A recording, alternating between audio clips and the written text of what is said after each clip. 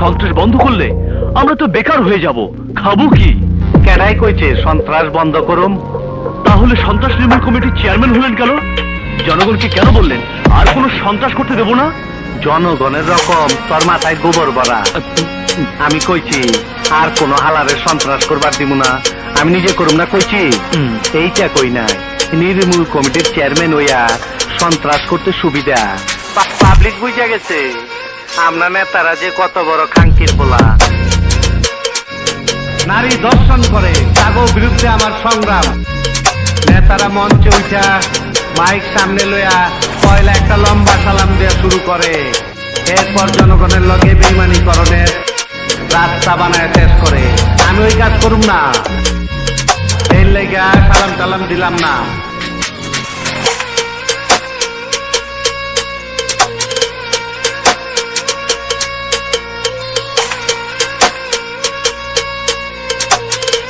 আমার কথা একটাই, আমারে দেখে কি বোকা চোদা মনে হয়?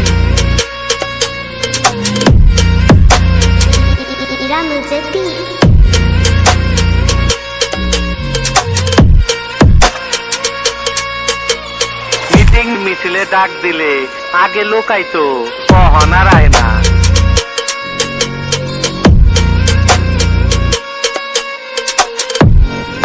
আগে ইলেকশন করতো ভালো লোকে, কখন আর ভালো লোকের চান্স নাই।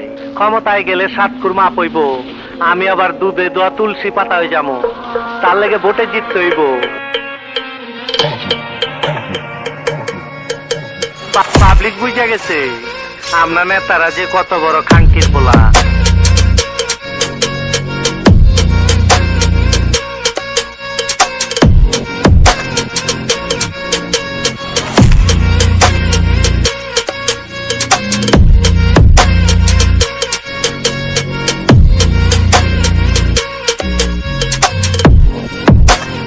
এইবার যার যার বাড়ির যাইয়া চিতে ঘুমায় থাকেন।